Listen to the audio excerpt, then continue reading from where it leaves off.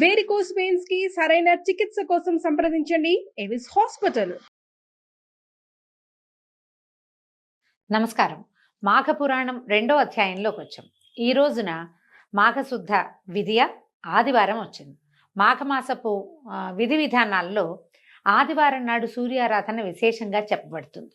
మామూలుగా రోజువారీ ఉదయమే స్నానం చేసి సూర్యారాధన చేసుకోవాలి, మనం ముందే చెప్పుకున్నాం. అయితే ఆదివారాల్లో ప్రత్యేకంగా అన్ని రోజులు చేయలేని వాళ్ళు 4 మాఘపు ఆదివారాలైనా తప్పకుండా సూర్య నమస్కారాలు చేసుకోవాలి ఉదయమే స్నానం చేసేసి.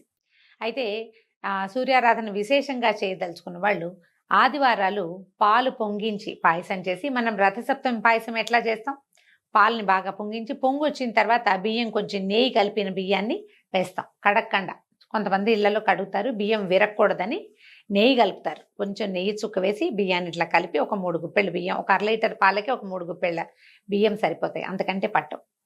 ఈ బియ్యం అన్నం చక్కగా పాలలో ఉడికిన తర్వాత దానికి బెల్లం కలిపి కొంచెం ఏలక పొడి వేసి, జీడిపప్పులు అవి ఏం వేయరండి, పైన ఇంకా వేసేదేం లేదు. ఆ పాలతో ఉడికిన పాయసాన్ని సూర్యభగవానుడికి నివేదన చేయటం అవకాశం ఉన్నవాళ్ళు చేసుకోండి. ఉదయకాలమే ఇది చేస్తే మంచిది. అయితే 2వ అధ్యాయంలో ఏం చెప్పారో చూద్దాం. దిలీప మహారాజు అనేక యజ్ఞయాగాదాలు చేసినటువంటి మళ్ళీ చెప్దామమ్మా, ఇక్కడి నుంచి రిపీట్ చేస్తే 2వ అధ్యాయంలో ఏం చెప్పారో చూద్దాం. దిలీప మహారాజు అనేక యజ్ఞయాగాదులు చేసిన పుణ్యాత్ముడు, ప్రజలందరినీ తమ కన్నబిడ్డల్లాగా చూసుకునేవాడు. ఇంతకీ ఈ దిలీప మహారాజు ఎవరు? ఈయన రఘువంశ సంజాతుడు. రఘువంశం మనకు తెలుసు, శ్రీరాముడి వంశమైన రఘువంశానికి ముందరి రాజుల్లో దిలీపుడు ఒక ఆయన. దిలీప మహారాజుది చాలా విశేషమైన గాథ చెప్పబడుతుంది. ప్రఖ్యాత కావ్యమైనటువంటి రఘువంశాన్ని కాళిదాస మహాముని ఏమిటో పేర్లు తప్పేస్తున్నాయి, మళ్ళీ చెప్తాం. పంచకావ్యాల్లో ప్రఖ్యాతమైన రఘువంశ మహాకావ్యాన్ని కాళిదాస మహాకవి రచించాడు. ఆయన ఆ రఘువంశాన్ని దిలీప మహారాజు కథతోటే మొదలుపెట్టాడు. దిలీపుడు చాలా ప్రఖ్యాత పురుషుడు రఘువంశంలో. అయితే ఆయనను గురించే మనం ఈ కథ చెప్పుకుంటున్నాం అన్నమాట. ఈయన ప్రజా సంక్షేమమే ధ్యేయంగా పరిపాలించాడు. ప్రజలందరి చేత మిక్కిలి శ్లాఘనీయంగా పాలించడం వల్ల ఆయన కీర్తి దశ దిశలా వ్యాప్తి చెందింది. ఈ ఊళ్ళో ఉన్న వాళ్ళంతా ఇంకో పక్క దేశాలకు వెళ్ళినప్పుడు మా రాజుగారంత గొప్ప రాజుగారు లేరని ఎంతో ప్రచారం చేసేవారనమాట. నిత్యము ప్రజాక్షేమమే జీవిత పరమావధిగా ఉండేవాడు. ఒకసారి దిలీప భూపతి వేట కోసం అడవికి పోవాలని కోరిక పుట్టి వెళ్ళాడట. రాజులు మృగయావ వ్యసనులు అని చెప్తారు, వాళ్ళకి ఏంటంటే వేటాడడం అంటే ఇష్టం. మహారాజు తలుచుకుంటే కాందేముంది, అందులోనూ మహారాజులు ఎట్లాంటి ఈ రఘువంశంలో ఉన్న వాళ్ళు ఏది చేయాలనుకుంటే అది చేసేయగలుగుతారు. అట్లాగే దిలీప మహారాజు రాజసభలో తన కోరికని వెళ్ళబుచ్చాడట. ఇంకేముంది, మొత్తం మంది మార్బలం అంతా తయారయ్యారు. వేటకు కావాల్సినటువంటి సమస్తము సమకూర్చబడ్డాయి. కావలసిన వస్తువులన్నీ సిద్ధం చేశారు. ముందు వేటాడాలంటే వీళ్ళు ఏ అడవిలోకి వెళ్తున్నారో అక్కడున్న గిరిపుత్రులకి ముందు వేటగాళ్ళకి వాళ్ళకి కబురు వెళ్తుంది. అక్కడ వాళ్ళు సిద్ధంగా ఉంటారు మహారాజు రాక కోసం.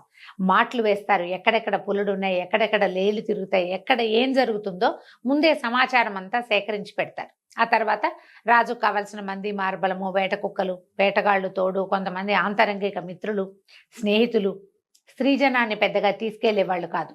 ఆ తర్వాత ఏమో ఈయనకి అంగరక్షకులు, కొత్త కొత్త బాణాలు, విసురుగా పడగలిగేటువంటి బల్లేలు, వాటన్నిటినీ సిద్ధం చేసుకుంటారు. వేట అంటే ఇవాళ అనుకోగానే రేపొద్దునే బయలుదేరటం అప్పుడు విధానం కాదు.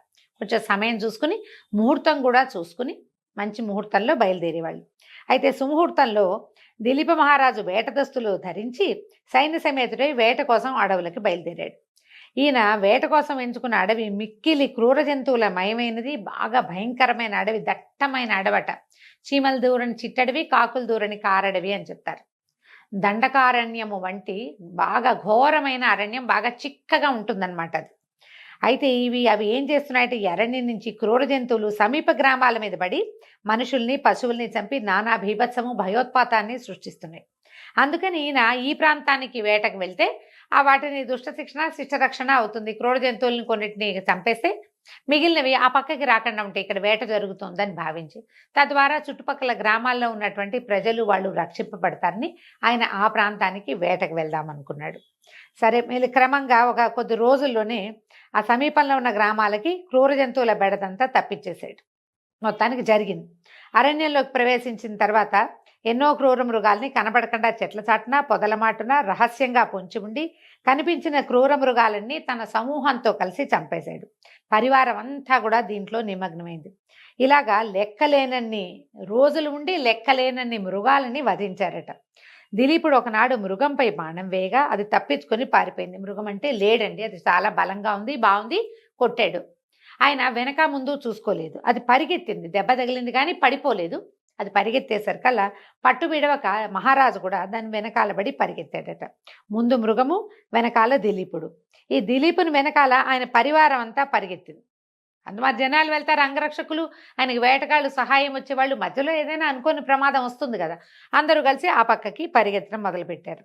ఈ పారిపోయిన మృగం పరుగు పరుగున ఒక దట్టమైన కీకారణ్యంలోకి ప్రవేశించింది. వాటికి పారిపోయేందుకు అనుపాను అడవులు తెలుసుంటాయి కదా జంతువులకి.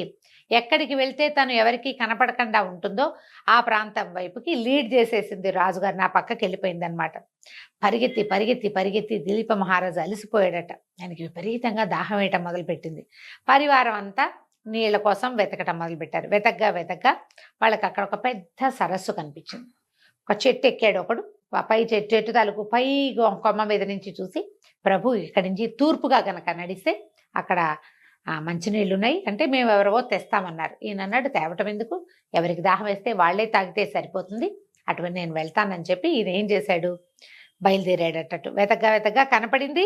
బతుకు జీవుడా అంటూ దిలీపుడు పరివారం అంతా కూడా ఆ వైపుకి, నేను ఇక్కడ రెస్ట్ తీసుకోను, నేను కూడా వస్తానన్నాడు.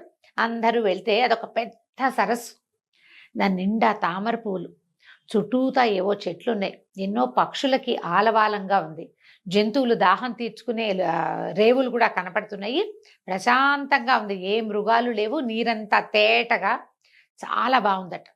సరే ఏం చేశారు వీళ్ళు, మంచినీళ్ళు తాగేశారు. అందరూ కలిసి కడుపు నిండా నీరు తాగి దాహం తీర్చుకున్నారు. కొన్ని మృగాలు కూడా వస్తున్నాయి.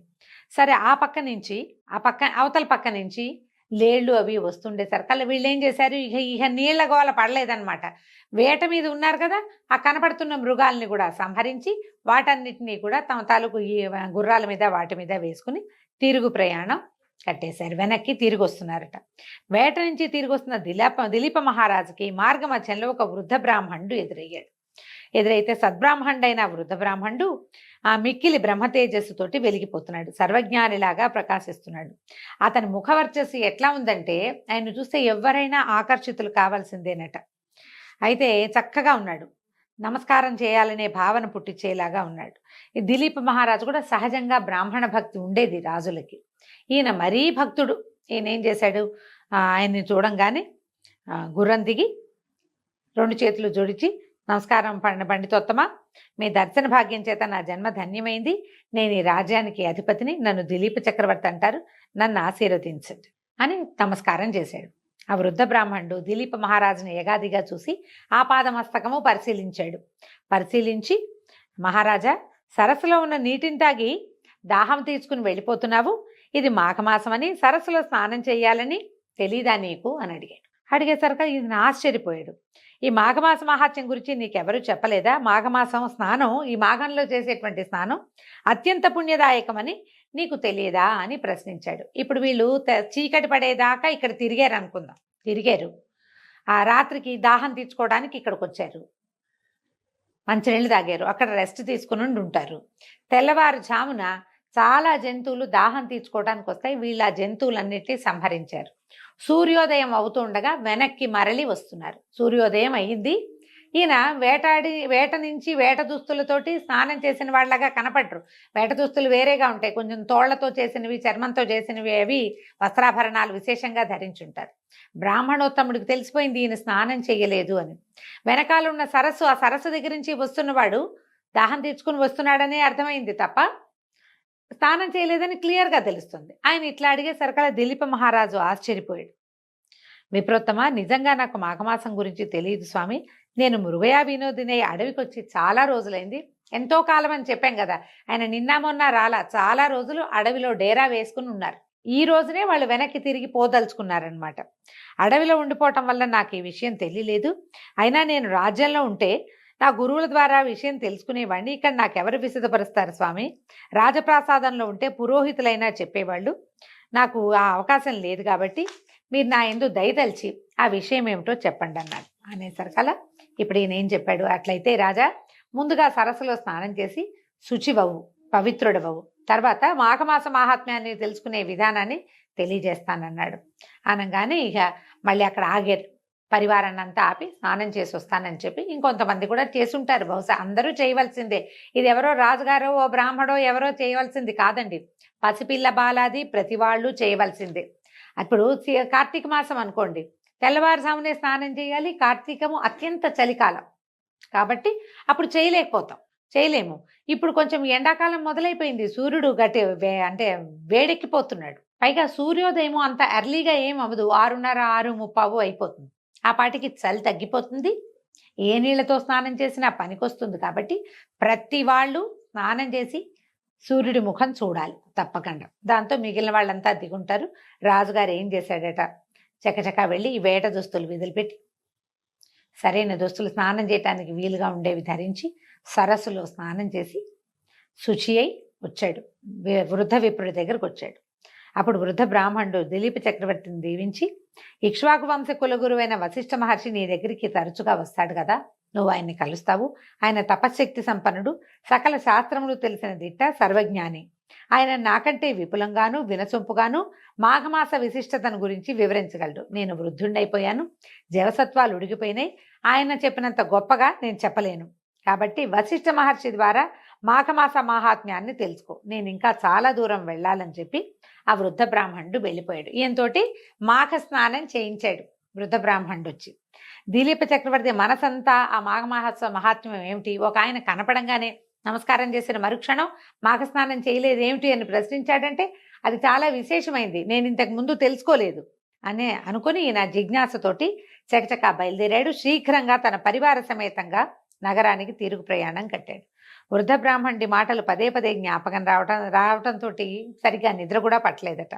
మర్నాడు ఉదయాన్నే లేచి కాలకృత్యాలు స్నానాది కార్యక్రమాలు ముగించుకుని శుచి అయి ధవళ వస్త్రాలు ధరించి సకలాభరణాలు ధరించి తన మంత్రి సామంతులతో కలిసి వశిష్ఠ మహర్షి ఆశ్రమానికి బయలుదేరాడు.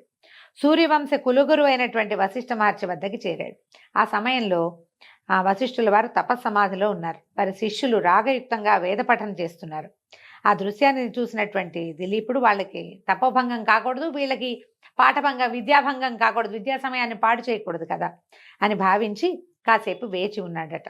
కొంతసేపటికి వశిష్ఠుల వారు తమ తపస్సు నుంచి లేచి అక్కడే వేచి ఉన్న దిలీప మహారాజును చూసి మహారాజును పలకరించాడు. ఎంతసేపు అయింది, నీ రాజ్యంలో అంతా కుశలంగా ఉన్నారా, రాజ్యం సుభిక్షంగా ఉందా, పరిపాలన అంతా ప్రశాంతంగా జరుగుతుందా, మృగయా వినోదము అది సరిగా చేసుకుంటున్నావా, ఎట్లా ఉన్నావు ఏమిటి అని అన్నీ చక్కగా మంచి పలకరింపులు పలకరించాడు.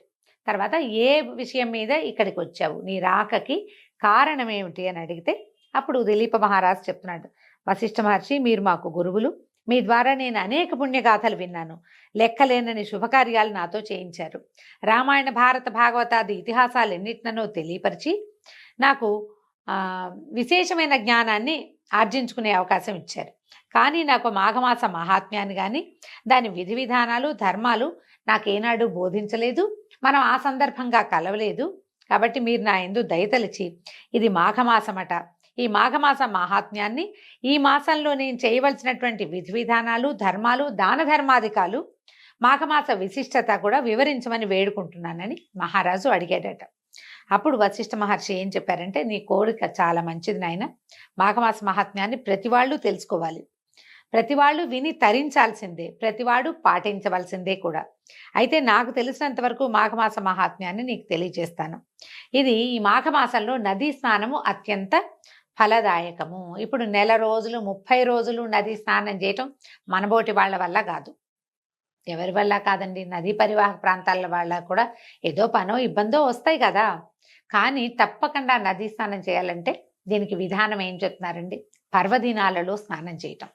ఎట్లా, పంచమి నాడు, పాడ్యమి, పంచమి, సప్తమి, ఏకాదశి, ద్వాదశి, పౌర్ణమి ఇలాంటి తిథుల్లో స్నానం చేస్తే చాలా విశేషం.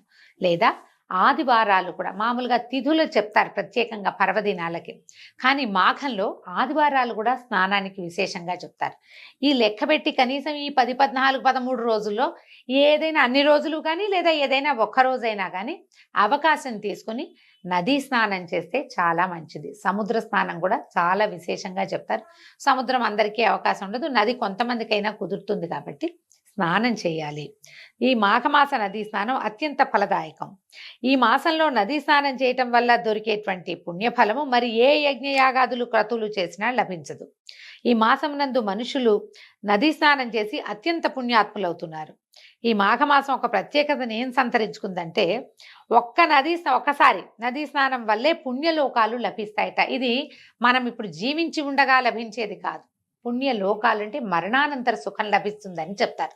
దాంతో పాటుగా ఇంకోటి ఏం చెప్తారంటే ఇది సూర్యారాధనకి అనువైన మాసం కాబట్టి నదీ స్నానం చేసి సూర్యుడికి అర్ఘ్యం ఇవ్వటం వల్ల ఆరోగ్యం సిద్ధిస్తుంది. మనం మరణించిన తర్వాత వచ్చే పుణ్యలోకాల కంటే ఇప్పుడున్న సమయం బాగుండాలి కదా, ఆరోగ్యం సిద్ధిస్తుంది. రవి అత్యంత ప్రసన్నుడుగా ఉంటాడు. ఏదైనా మనకి గ్రహ దోషాలు ఉన్నాయి, రవి దోషాలు కనిపిస్తాయి జాతకంలో, అలాంటి వాళ్ళు కూడా ఈ మాఘమాసం ఈ నెల రోజులు పొద్దున్నే స్నానం చేసి సూర్యదర్శనం చేసుకుంటే రవి వల్ల సూర్యగ్రహం వల్ల కావలసిన పనులు అవుతాయట. ఆరోగ్యమే కాదు, గవర్నమెంట్ ఉద్యోగాలు రావటం, గవర్నమెంట్ ఆఫీసుల్లో ఉండే ఇబ్బందులు అలాంటివి తొలుగుతాయని కూడా కొంతమంది పెద్దవాళ్ళు చెప్తూ ఉంటారు. ఈ మాఘమాస స్నానము శాశ్వత స్వర్గలోక ప్రాప్తినిస్తుంది. అంతేకాని ఇతర యజ్ఞయాగాదుల్లాగా తాత్కాలిక ఫలితాన్ని ఇవ్వదు. అంటే యజ్ఞయాగాదుల్లో 100 యజ్ఞాలు చేసిన వాడికి స్వర్గం లభిస్తుంది అంటారు. ఆ పుణ్యం అయిపోయాక వెనక్కి తిరిగి వచ్చేస్తారు. కానీ ఈ మాఘమాసంలో చేసేటువంటి స్నాన విధుల వల్ల శాశ్వతంగా స్వర్గలోక ప్రాప్తి లభిస్తుందట. అందువలన ప్రతి వాళ్ళు కూడా ఈ నెల రోజుల పాటు కాకపోయినా పర్వదినాల్లో అయినా కనీసం ఆదివారాల్లో అయినా నదీ స్నానమో ఇంట్లో స్నానమో చేసి సూర్య దర్శనం చేయటం వల్ల మాఘమాసంలో సూర్య దర్శనం చేసిన ఫలితం వల్ల ఇహంలో ఆరోగ్యము, పరంలో స్వర్గలోక ప్రాప్తి లభిస్తాయని చెప్తున్నారండి. దీంతో 2వ రోజు పారాయణ పూర్తయింది. రేపు ఉదయం మళ్ళీ 3వ రోజు పారాయణతో కలుసుకుందాం. నమస్కారం.